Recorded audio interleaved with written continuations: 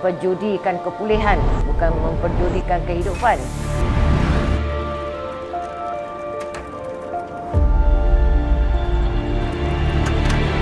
Jadi kalau bawa Mak Wan tahulah masuk celah lorong mana, celah dalam kolong mana, rumah tinggal mana kan.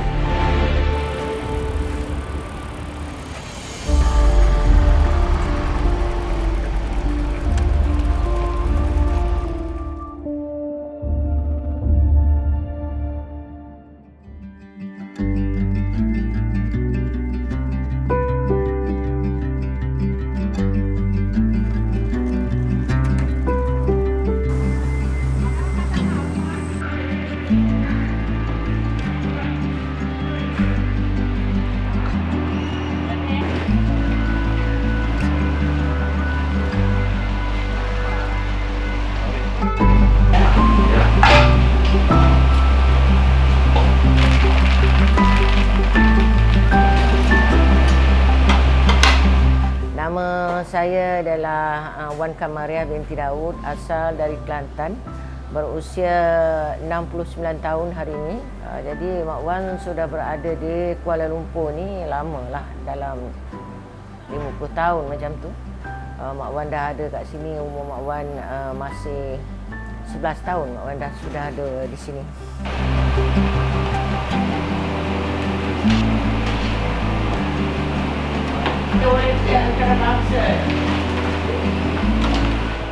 Dulu-dulu masa Mak Wan baru-baru pulih dari dadah, Mak Wan kerja sebagai pembimbing rakan sebaya di pusat Puspen Bacok, pusat wanita satu-satunya. Menyahut cabaran kepulihan tu tadi, Mak Wan kena berada di luar daripada pagar pusat serenti. Jadi Mak Wan pun keluar daripada pusat serenti pada tahun 2008 dan Mak Wan keluar teruslah memperjudikan kepulihan, bukan memperjudikan kehidupan. Memperjudikan kepulihan yang Mak Wan bawa daripada pusat serenti itu, Mak Wan belajar sekian lama, dekat dengan 10 tahun juga. So Mak Wan pun keluar dan meneruskan kehidupan di Chowkit juga. Dulu Mak Wan hisap dadah kat Chowkit ni, teruk hidup kat Chowkit ni, gelandangan kat Chowkit ni, apa-apa semua. Bila Mak Wan keluar daripada pusat serenti, Mak Wan kena balik ke Chowkit. Jadi Mak Wan tidak ada tempat lain untuk balik ke kampung. Mak Wan memang tak ada keluarga di sana. Tak ada keluarga di sana, so Mak Wan terus balik ke sini.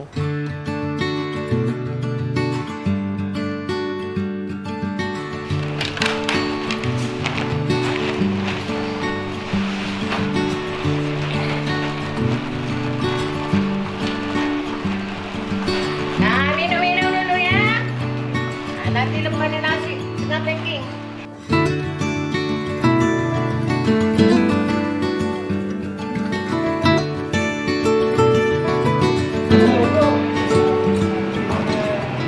Mak Wan pun biasa join dengan Yayasan Amal Malaysia. Kalau dia nak buat outreach, dia nak bagi makanan ke, nak bagi duit raya ke dekat gelandangan kan, dia orang mesti jumpa Mak Wan sebab dia orang tak tahu di mana pot mereka ni. Jadi kalau bawa Mak Wan tahulah masuk celah lorong mana, celah dalam kolong mana, rumah tinggal mana kan. Jadi dah lama, lepas tu dekat bas stand Kelang sana ada satu orang. Dia ni kerja sukarelawan jugalah. Dia bagi Mak Wan seminggu RM100 untuk Mak Wan masak kan. Seminggu RM100 dia bagi, Mak Wan pun masak. Permulaan lah. Bermulanya bagi-bagi makan nasi ni dekat gelandangan ni. Lepas tu ada jugalah Cikgu Jinggo kan. Ada juga orang-orang NGO lain bila dia nak turun bagi makanan kan, Mak Wan bantulah dia orang. Okey, inspirasi saya bersama Warung Makan Sahabat ni, kita bukan nak bagi dia ikan, nak bagi dia pancing. Kalau bagi ikan dia akan habis, bagi makanan dia akan habis. Kita bagi pancing, dia akan ada keinginan sendiri mencari rezeki lah. Sebab saya rasa rezeki tu dekat kita aja, cuma kita nak tak nak je kan. Jadi kita ambil komitmen sekarang ni, apa yang kita buat sekarang bagi makan. Satu, kita bagi makan. Bagi makan ni sebenarnya dalam konteks lain kita nak tarik dia.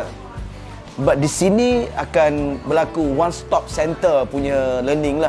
Dia ada sekolah Fardhu Ain, dia ada program character building, parenting, dan kita ada macam-macam syllabus yang kita nak praktiskan. Lepas tu lah Mak Wan cakap, Kalaulah kita ada warung kan untuk kita masak, lepas tu kawan-kawan datang je makan apa yang kita masak. Kita tak kata spesifik lah, hari ni masak tu, hari ni masak ni, tapi ada je makanan apa yang dia nak masak. Mula-mula Mak Wan dapat tempat di belakang Plaza GM tu, kecil tempat macam ni je. Sewanya RM400. Tapi ada seorang kawan, Mariam Salwani ni, dia bawa nasi daripada Bangi. Dia bawa nasi daripada Bangi, kita belum masak lagi apa semua. Habis kawan-kawan ni bila dia dah nampak Mak Wan ada tempat bagi nasi, dia punya serbu punyalah ramai. Ramai sangat. Jadi tak boleh nak muat tempat tu. Kehadiran orang tu terlalu ramai, kita sudah ganggu orang, niaga, lalu-laluan orang semua kan. Jadi kena cari tempat lain.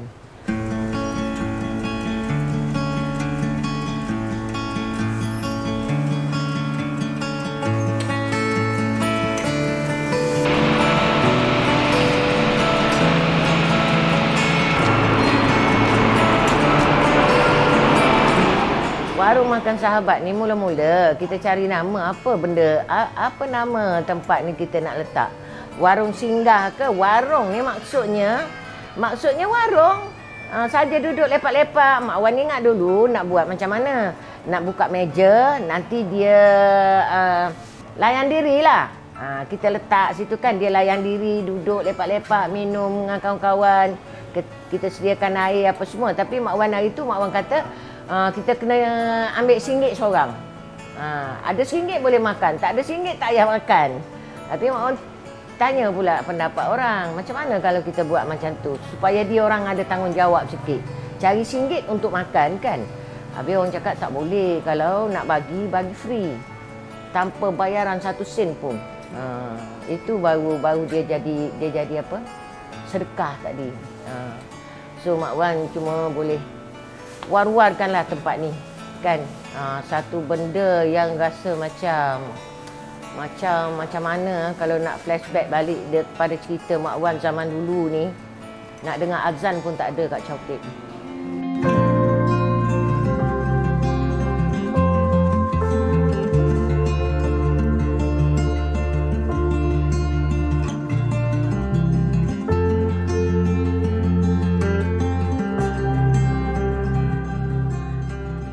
Jadi Mak Wan flashback pada kehidupan Mak Wan sendiri ni kan. Ilmu agama tak ada, kerja tak ada, terlibat dengan dadah, kelandangan semua.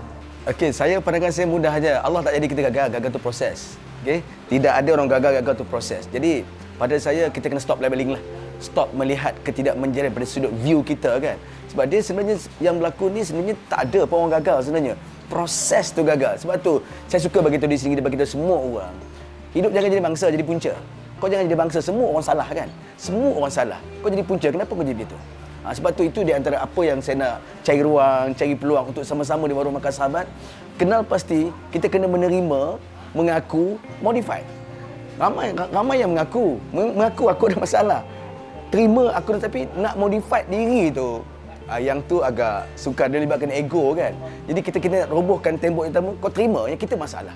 Sibuk salahkan orang kan. Jadi pandangan saya kepada yang menonton, semua kawan-kawan yang ada keinginan untuk bersama kami di sinilah, stop labeling. Mereka bukan orang gagal. Prosesnya tu gagal. Tu orang cakap kan, kenapa nak blur ni kelandangan ni? Kaki pemalas ni. Mana kita tahu dia pemalas. Kalau kita tengok dia kutip besi, dia kutip kotak, kan? Macam-macam dia buat. Itu bukan malas. Kita nak buat macam mana dia nak kerja. Apa yang dia ada? Kita tak tanya tu dulu. Dia sekolah ke? Dia masalah dia apa ke? Kita tak tanya yang tu. Kita tahu dia malas. Kita tahu dia isak dadah. Kita tanya ke apa sebab dia isak dadah. Dalam keluarga dia tu macam mana ceritanya.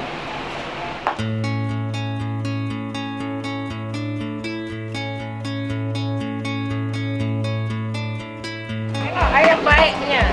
Kita bagi makan pandangan.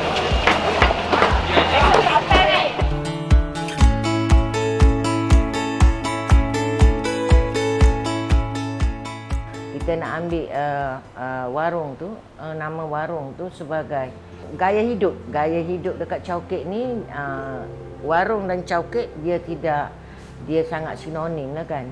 Jadi kita pun gunakan situ. Lepas tu kita bincang-bincang, okey, warung makan sahabat. Warung makan sahabat. Maknanya sahabat boleh singgah dekat warung untuk makan. Percuma. Gitu. Jadi daripada situlah kita bermula hari tu. Mula-mula 150 pack, lepas tu naik 200, sampailah 500 pack, sampailah ke bulan puasa itu. Dah jadi macam bazar Ramadan depan warung ni. Ramai orang datang. Kebetulan kita PKP masa tu. Lockdown lagi dalam puasa kan. Macam mana nak buat ni? Kerajaan, baik Baitul Mal sendiri, kebajikan masyarakat, semua kan. Semua dah bagi bantuan. Bantuan sewa rumah, bantuan bulanan, macam budak-budak sekolah, apa semua. Tapi itu yang orang cakap, dari mana datangnya 500 orang? Padahal lebih pada tu. Beribu-ribu ada orang. Dari satu Kuala Lumpur ni lah. Ceras, Setapak, Selayang, Kajang. Dia datang. Asnaf, OKU, ibu tunggal, anak yatim, fakir miskin bandar kan. Tapi bila kita berjumpa dengan PKP ni kan, ramai pula orang yang terkesan.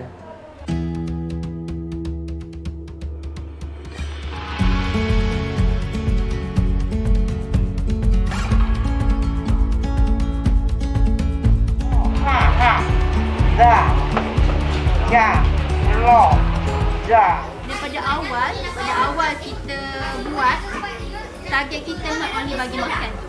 Memang target akak sendiri pun personally, target akak, ya Allah, memang cakap, ya Allah tolong aku, memang kalau boleh lah kan, aku nak bantu dia orang ni untuk keluar daripada kegelapan lah kita panggil kan. Bukanlah kita kata kita ni bagus sangat kebaya, no, tapi kita tahu ada di luar sana yang boleh bantu kita. So kenapa tidak kita yang Allah dah hantar ke sini jadi perantara kan, jadi orang tengah kepada mereka yang kat luar sana yang memang boleh bantu dia orang tapi mungkin tak sampai dekat sini. Macam tu. Ramai yang sudah memeluk Islam. Ada yang memeluk Islam di penjara, di pusat serentik, ataupun dia sendiri pergi kan. Tapi macam itulah dia terabai kan. Jadi dia tak tahu mana nak pergi, mana dia nak dapatkan ilmu tu. Jadi bila Mak Wan ada di sini, kita selalu amalkan solat berjemaah, mengaji Iqra', mengaji ramai-ramai kat sini. Ustaz pun ada, Yayasan Amal Malaysia ni. Tugas dia memang untuk menyampaikan ilmu.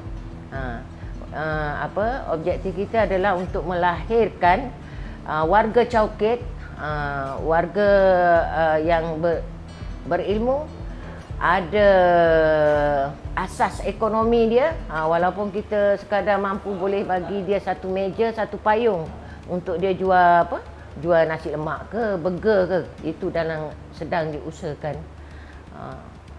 Mau melahirkan warga Chowkit yang berilmu, warga Chowkit yang tidak lupa kepada Allah kan. Kita pakat-pakat semayang sujud sini, siapa nak terbuka kepada sesiapa saja, tak kira mualaf ke siapa-siapa saja. Ada peraturan hidup kan. Dari pagi sampai malam apa kita kena buat. Tak bolehlah nak buat macam warung makan sahabat ni seperti pot kan. Macam-macam. Mak Wan ada kan support group kat sini. Mana-mana yang terlibat dengan dadah kita panggil, mana-mana yang pengguna dadah yang sudah berjaya pulih, berkeluarga, berkejaya, kita bawa kemari untuk kita berkongsi dengan kawan-kawan kita di luar sana untuk mendapatkan sedikit kekuatan untuk mereka bangkit. Setahun kat sini kita ada yang syahadah di bawah bumbung ni ada 22 orang. Jadi kita fikir, kalau dia sudah syahadah, kita tak boleh lepas begitu saja. Tanggungjawab kita sampai ke liang lahat dia tu. Dia sudah terpisah dengan keluarga dia, apa semua kan dah susah lah kan. Kita jadi kena bagi perhatian.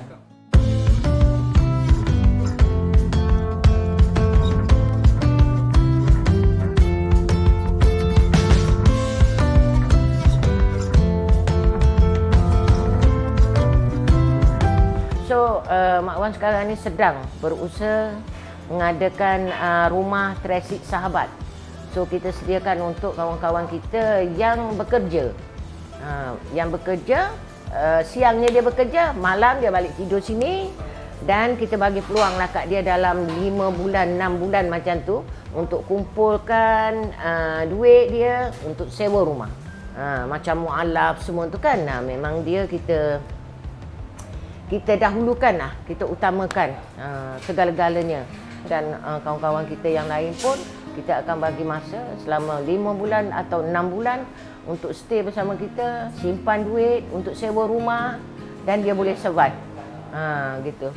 Dia berbalik kepada sejarah hidup Mak Wan lah kan, daripada penagih dadah teruk, lepas tu gelandangan teruk, apa semua, keluar masuk penjara, tak ada harapan dah untuk jadi orang kan, untuk hidup macam orang lain. Jadi Mak Wan fikir, tak tahu keajaiban tu Allah bagi sehingga Mak Wan pulih, Mak Wan pun dah boleh survive lah kan. Jadi Mak Wan kata, kenapa tidak kita bantu. Jadi Mak Wan rasa inilah masa yang tepat, boleh Mak Wan bantu, sebab Mak Wan kenal ramai. Di bawah di gelandangan pun Mak Wan kenal ramai, tahu isu dia kenapa kan. Jadi di atas sana pun Mak Wan kiranya ada peluang yang terbuka untuk Mak Wan boleh buat. Kita akan bekerjasama dengan Pembangunan Wanita nanti. Kita akan adakan cikgu-cikgu untuk adakan kelas-kelas buat kuih, buat kek, bakery apa semua. Dan wawasan Mak Wan adalah untuk buat satu store frozen food. Untuk menjana ekonomi mak-mak tadi ni.